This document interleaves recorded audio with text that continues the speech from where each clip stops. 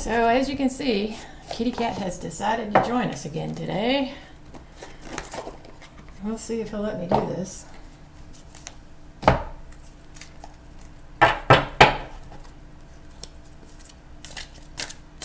So I was watching a podcast today, which I'm going to link in the description.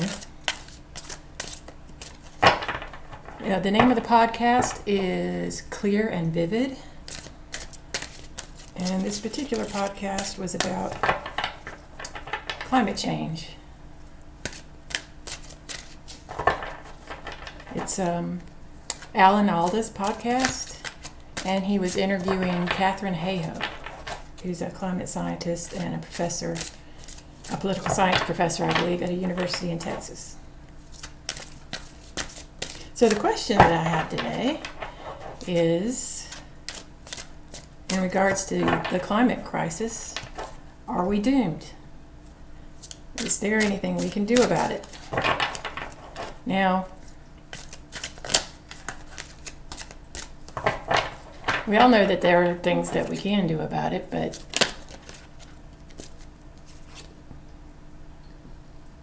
there's the King of Swords popping out. Like, we could put solar panels on our house, we could work from home, we could recycle plastic, or vote for the Earth Protectors instead of the Earth Destroyers. But there was one that she mentioned that is actually bigger than that, than all of those that we can do, which I had never really thought about or heard talk that much about, and that is eat everything in your fridge. The third biggest contributor, besides the United States and China, to climate change is actually food waste. So if you make sure you eat everything in your fridge, maybe shop a little more frequently or buy less, you'll help save the planet, and also maybe save yourself some money too. So anyway, my question is it too late? Is it too late to do all these things? Are we doomed?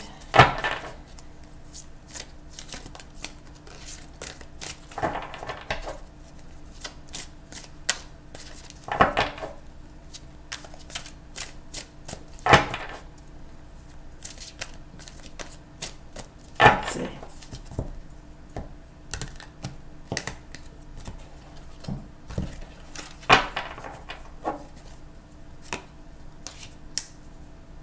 Well, in the center of it all, we have the Five of Swords,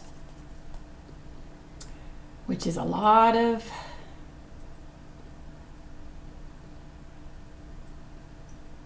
defeat, conflict, fighting, arguing,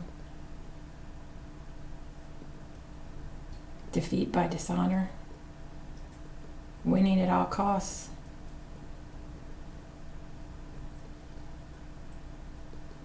We're in this climate crisis actually because of this, because people are trying to protect old ways of doing things when we need to move on to new ways of doing things.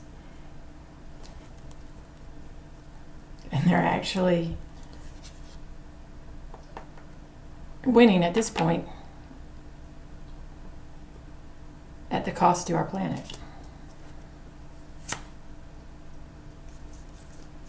And then we have crossing that is the Ten of Swords. Now the Ten of Swords is an ending. A complete ending, an absolute ending, a no turning back ending. So the way I see this is there's got to be a change to the way we're doing things, and it's got to be a complete change that ends all these old ways of doing things. Above that we have the Five of Pentacles.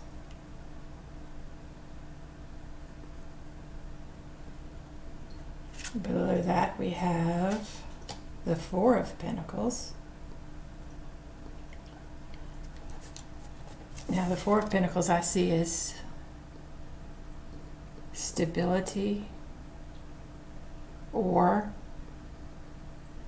somebody that's trying to hold on to something too tightly, which is going to cause loss. The Knight of Pentacles, here's a youngish energy or a new energy with an idea or ideas of ways to do things better, possibly, that we already know. We already know these things. And then we have the Five of Cups, which is disappointment. Well, there's a lot of disappointment right now and probably in the very near future because we aren't doing enough. Now, the next card I'm going to pull is Us. The Ace of Wands. That's a direct call to take action.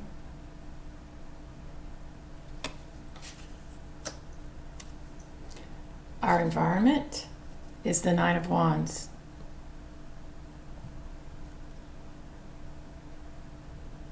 Some people have been working very hard at this for a long time, and we have to keep going, not be disappointed, not be discouraged, no matter how hard or how difficult it gets.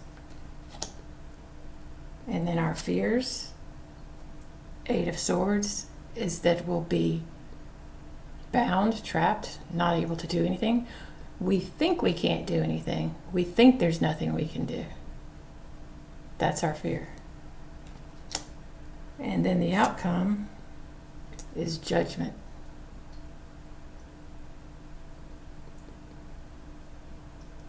We'll have to reflect back on what we've done and choose a different path. That's what this card is asking us to do. Or make a decision on what we're going to do.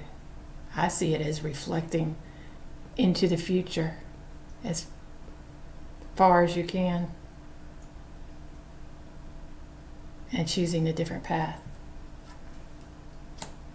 So the cards didn't really answer my question. They sort of did in a roundabout way, but it looks like there is no answer until we do something, until we take this action.